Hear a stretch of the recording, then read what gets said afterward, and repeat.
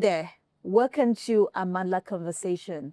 My name is Ayotomiwa Ayodele, and on Amandla Conversation, we bring in different experts to talk about different topics as it goes across. And with me on this episode of Amandla Conversation, I have Comrade Hauwa Mustapha here with me. She is a multifaceted woman, you would say. Wait till I read her bio, then you will know what I'm talking about. She is a development activist and feminist, serving as chairperson of Feminism Lab and convener of the Movement for Transformation and of Nigeria, Motion, where she works as advanced gender equality and drives social change. Just in summary, because of our time, actually, you really need to read up about her. Welcome to Amandla Conversation, Comrade Hauwa. Thank you very much. All right, and she will be speaking to us about understanding women's movement, power, and change. These are very, very critical topics and issues that aligns with women's movement. And our focus will be global women's movement, Nigeria's women's resistance and organizing. So let's begin. Looking across women's global movements in Nigeria and in Nigeria as a whole, history of resistance, what patterns of strategy and organizing would you say have consistently driven meaningful and social change, structural change over times? So thank you. I think what we can see has been quite notable and which has been persistent and consistent is linking the struggle of the women's movements, linking the issues with the issues of rights. In Nigeria, for instance, the history of women's resistance is the history of women, demanding to be parts, to be recognized as human beings who have the right to vote and be voted for. Indeed, drawing from the global movement, suffrage movement. And it has also been a history of economic struggle, where women also feel that there's a lot of burden or there's an economic injustice, whereas there's a lot of burden imposed on them or their spouses through taxation. And so it's been consistent. The most important thing is that it has always been linked to either political rights, economic rights, or social rights. Even to contemporary times, this is what you see. It's about issues that link with a feeling of exclusion, a feeling of injustice, a feeling of deprivation, a feeling of non-inclusion in the process of development generally. And this has been consistent. Okay, that's commendable. There's a conversation around intergenerational knowledge transfer. And that conversation is becoming more prominent because, of course, we have feminists who started the struggle, the movement, and now we have contemporary feminists. And there's a need to transfer knowledge, share ideas, compare notes across the generation. So in what ways do you think contemporary women's movements can avoid fragmentation and instead build stronger strategic alignments across both local, national, and global struggles? Okay, first, I think we should not be under the illusion that there will always be unity in all fronts. As human beings coming from different political and social background, there are bound to be differences, and these differences are bound to also creep into the way we do things. So we should not be under the illusion that we will always have that one wholesome unity. However, we can also manage these differences because what a movement will do is work on a common subject, work on a common thematic area that in spite of our differences, in spite of whatever we're looking at, in spite of our backgrounds and historical, positioning and all that, that there is one thing, we need to weave an issue around, connect it to the way it affects us differently. Let's take, for instance, you talk about women and the issue of child marriage, for instance. To some culture, it might be very sensitive. And when you talk about a movement, you might find division in that kind of situation, whereas people who belong to one movement, when you bring the issue of probably child marriage and they say that, look, this is against my religion, so to say, or this is against my culture, I'm not going to be part of it. So one of the ways to do it is to be very strategic, to be very creative in not seeing that necessarily as that one issue, but that within this problematic, what is the problem with child marriage, for instance? The problem with child marriage, which affects every society, you look at the issues of health. What is this issue of health? We have VVF. VVF is a problem. VVF is not usually found amongst women who are older, who marry at an older age. Then you also find the issue of poor education or non-education at all. And then what are the possible fallbacks to non-education? It's ignorance, it's poverty, because you lack skills. When you lack skills, lack the knowledge to think and to have the ability to produce, you are further entrenched in poverty. So these are those issues that everybody everywhere loves wealth. Nobody anywhere wants poverty. So if there is a problem that can cause or that can deepen your poverty, that is what you highlight. And I think we just need to be very creative. We need to be very strategic in how, we design our campaign things, our campaign struggles, so that everybody within the movement can at least in different ways find a reason to say that I identify with this problematic. I may not identify with child marriage, but I identify with the fact that I want a better life for my child, and if that is what you are talking about, if that is what good education is going to bring for my child, then I'm all for it. So I think that generally that is what it is. That fragmentation, you may not be able to completely do without it, but what is important is that, and fragmentation actually comes about because we often fail to see that there are different constituencies with different nuances, with different backgrounds and, driving cultural identities and all that. And that there is a need to understand this. And even our diversity, we may even belong to the same culture, but then, for instance, if you look at people living with disability, for instance, if you are talking about a situation, let's go back again to GBV, gender-based violence, and you do not incorporate their own special needs, they may not see the reason to be part of you because they're like, what's in there for them?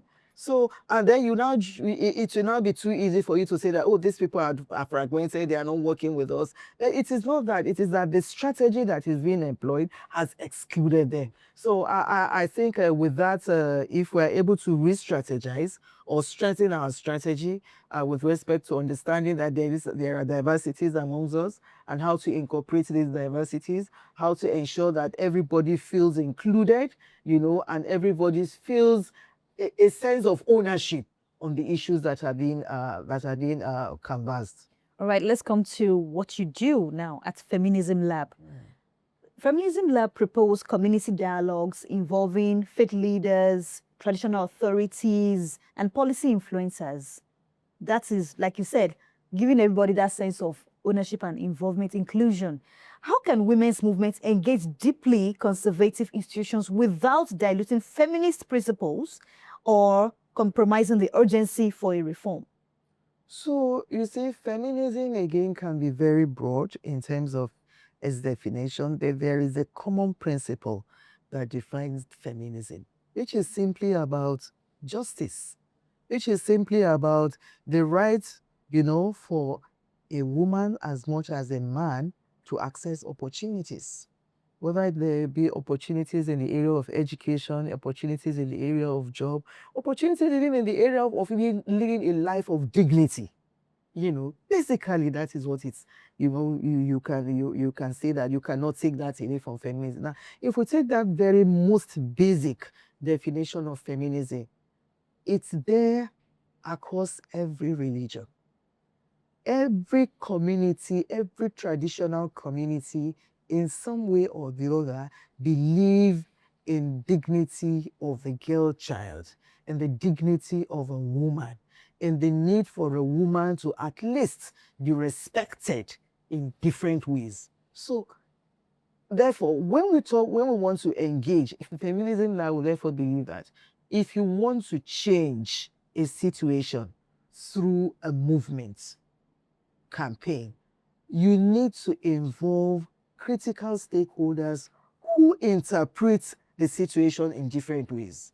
So religious leaders probably interpret their own understanding of gender-based violence is that, the woman is raped because she doesn't dress decently, for instance. The traditional leader will say, oh, well, it's not in our tradition for a girl to a girl to say that, or a woman to say that her husband rapes her. That's not an African tradition. And so what you do is you don't go to the entry point. And then you also realize that when you're talking about GBV, for instance, generally, these kinds of stakeholders are likely to be your strong opponents because their own understanding of GBV is different from where you are coming in from. So it's important for us, we therefore decided, it's important therefore for us to bring them in so that we have a common understanding. And this is very key. So, and in all our works, we have been able to have that common understanding that, look, traditionally, who wants his wife to suffer every day or be sick every day? And so if there is something that tells you that this woman is going to be sick every day because she's probably having children every month, every year, every other year, it's not healthy for her. Look at the way she's doing, look at the poverty in the house and everything. He wants to take a little thinking because he sees the other person and he knows that there's nowhere within the religion that says that this woman must do this every day. So you look at the interpretation of the religion that also talks about the protection of human health and dignity. Now that's an entry point for them. For the traditional ruler, it is that, look, your community is going astray because there is a problem, that is creating social crisis in your community. Probably there's too much incidence of divorce.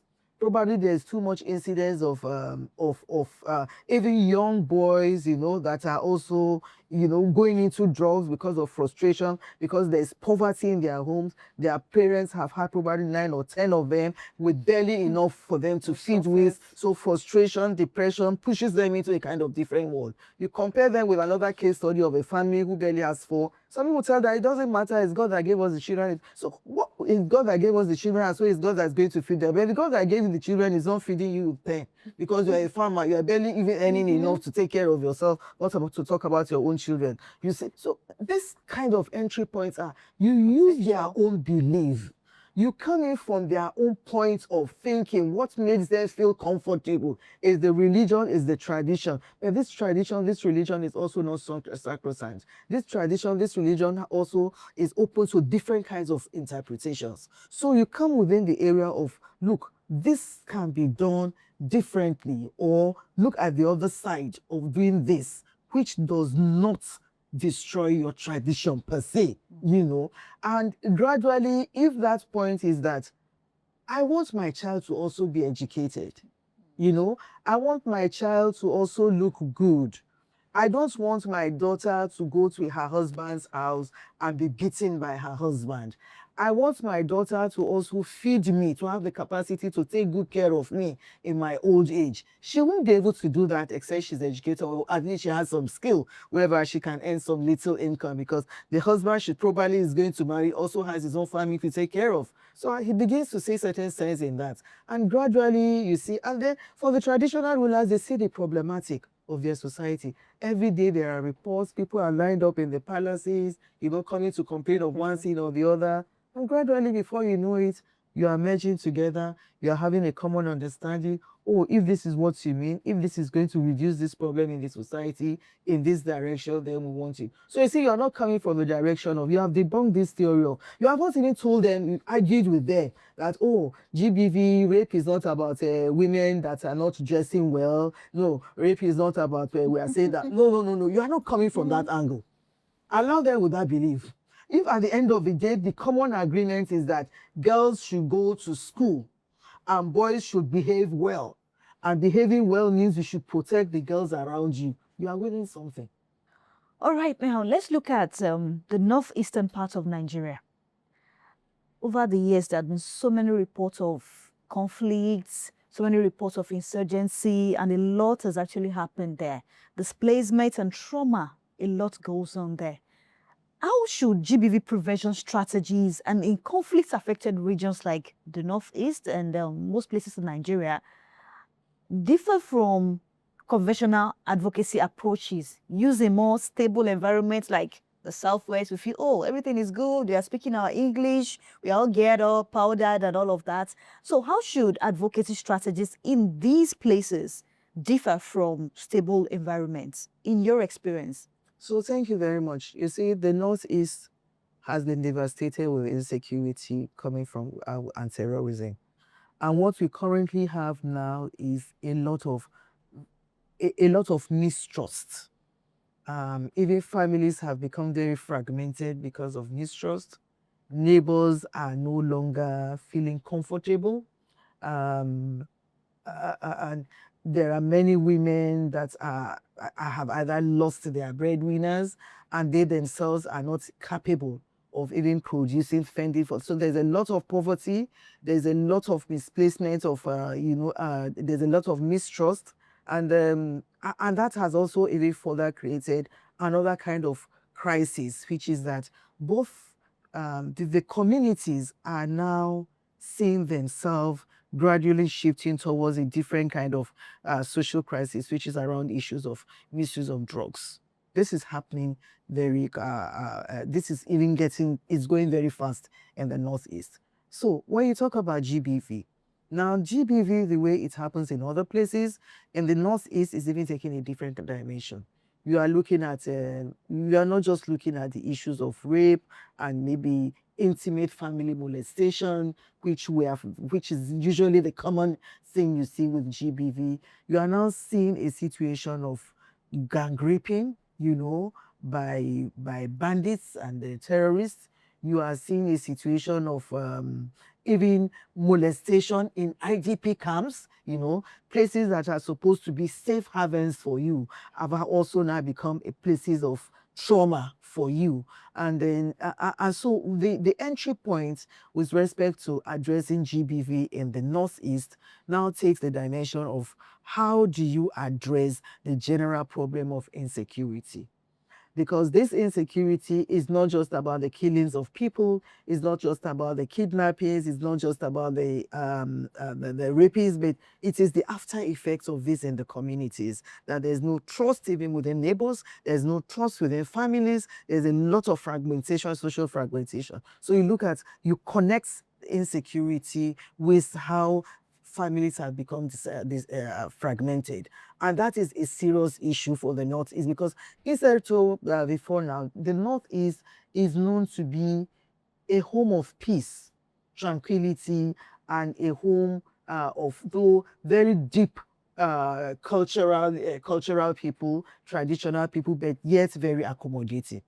Deep in cultural, practice, yet very accommodating and tolerant of other views, because there are mixed culture within the Northeast that have lived, cohabited for centuries, and there has been peace. They have found ways to live together. But now, even brothers in the same home, there's this kind of distrust. So I think that is a part of it, to see how do we mend the families again. How do we mend the families to create trust again? How does the father, become a person that the daughter of the house can trust again? How does the brother become a protector of his sister? How does the female also feel that, look, she has certain inherent power and she can utilize it? Because what you are also finding out is that some of these women or girls that have been affected by gender-based violence in different ways, either directly or indirectly, have closed up. Talents are hidden, potentials are not coming out. And so even economically, it's also affecting the Northeast. So the approach is, how do you connect reviving economy in the Northeast by linking, the cost of GBV or the impact of GBV on the economy of the Northeast. So if you look at that, you see that the economy alone cannot revive itself or cannot be revived without connecting it to also how do you deal with the situation of GBV. So you see that connection. Unlike some other parts of the culture where you just see GBV standing probably on its own, you can deal with it as GBV. But here it has to be linked to the economy. You know, people are devastated. People are afraid of going out to farm. Women are afraid of going out to work. They don't trust whom they work with. You know, they don't trust their family members. They don't trust their neighbors. And so economy cannot be trusted. You don't want to go here. You don't want to go to the market. You know, you don't want to feel free with who is coming to buy and sell. You can't go. That has a lot of, it has destroyed the economy so much that I think that is just basically it. And approach GBV through the economy, you know, through a program of economic revival. Approach GBV through a program of social revival. That is, go back to family reactivation, rebuild trust within communities.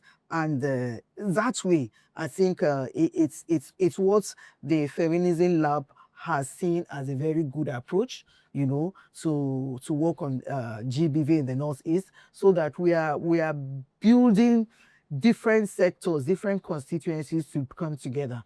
We are trying to strengthen the let me put it, the confidence of the different sectors. You know, we're trying to build the confidence of the church and the mosque, for instance, to say that, look, it's about us, because this is our community, we own it jointly. And so if we want to fight it, if we want to build our economy, if we want to have a better future, we need to work together. We are seeing how we are also bringing in other civil society organizations, even those that are not working on GBV. You know, you are doing community work.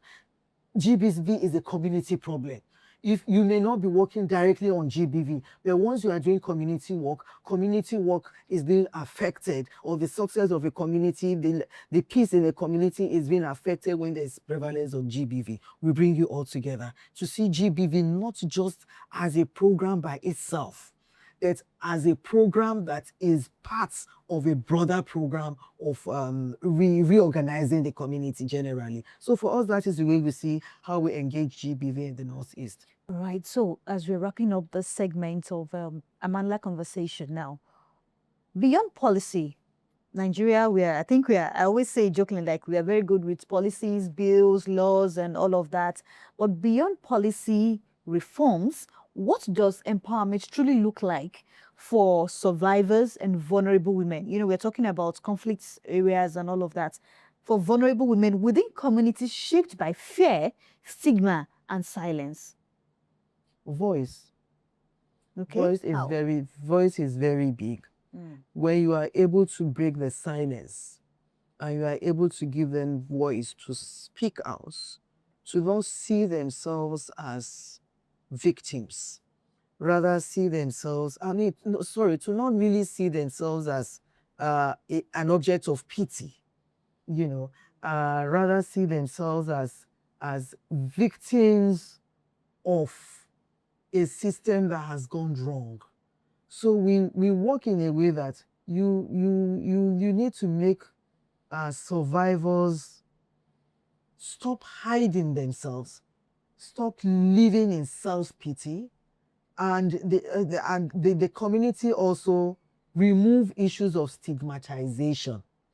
When you remove stigmatization and you help the voices to come out, it builds a kind of self-confidence that I can be who I want to be, irrespective of the situation that happened. A situation happened. It's not about me. It's about situation. You know, it's about a community gone wrong. It's about a system that failed, you know, itself by not protecting its citizens enough. And I happen to be a person, a living person within that system. Now I have the power, I have the voice to also contribute to changing that system. So you take it away from the person, you know, and put it into the community. Take the responsibility, take the shame away from the person and put the shame on the community. You are not raped or you are not a victim of GBV in any way because you failed yourself, because you didn't dress well, because you were at the wrong place at the wrong time. Not necessarily so. It was because you were living in a system, in a situation where the system could not protect you, where those, the culture, failed you, the tradition, the policy process failed you. And now what we do is that once you break that silence and people are able to talk without the shame, without the stigma, then in addition to that, you also create a strong punitive measure to those who perpetrate. And sometimes that punitive measure or not only acts as a deterrence, but it also needs to do social reorientation, even for the boys and the girls. So one of the things we do again is to say we don't look at issues of movement building through we want to build a movement, for GBV in the Northeast. And for us to build that movement, the movement focuses on its aim is to reduce the prevalence and then reorganize the social culture around who is a girl, who is a boy, what is the vulnerability of a girl, what does it mean to be a boy that have a superpower. I have the ego, I can slap you, I can hit you, I can do that because you are a girl. Change that orientation. The mindset. Change the mindset, and then change the mindset that says that so that the man sees himself that no, I am a man, and that's what makes me a man, is to say that I can protect my community. Protecting my community means that we have a basic minimum zero tolerance to harassment, zero tolerance to indiscipline. And indiscipline is when I am unable to make when I do not feel that it is in my power to create misery to others, because GBV leaves a lot of misery, to both the victim and also the families of the victim. So it's all about a lot of social reorientation, where we also believe that, again, traditional leaders come in, religious leaders also come in, because we tell them that, look, when you go to do your sermons is not just about going to heaven. Pray, fast, and go to heaven. But if you really want to go to heaven, in all the religious books, there is nowhere that it preaches that you should not love your neighbors like yourself. You must love your neighbors, and loving your neighbor is about protecting the interests of your neighbor, making sure that no harm comes to your neighbor and you enjoy that harm. So if you protect your neighbor against the harm, your neighbor also means the people you are living within the same household is, and the people that you are living within immediate environment with. And if everybody takes that responsibility of saying that I protect my neighbor and I will not do unto my neighbor what I wouldn't want somebody to do to me, you are changing an orientation that creates the strong versus the weak, but rather sees everybody as partners in progress to keep a community sane and healthy. All right. So your final word as we're wrapping up this segment or this episode of Amandla Conversation. So my final word is that movements, there are issues in the community, in our society. There are grievances around injustices, especially those that affect women. It's both political, you find it in the economic sphere, you also find it in the social sphere. And that over the years, over many decades, the women's movement has always emerged around issues of injustices, and they have fought well, and many times we have won. There has been a lot of progress. Each time there is an issue, we must build a strategy of movement building, campaigning, and in such a way that everybody is brought in, narratives are changed, attitudes are changed. And because it is when you change narratives, when you change attitudes and perception, that laws can function very well. Laws without a change in perception and attitude and orientation will not function.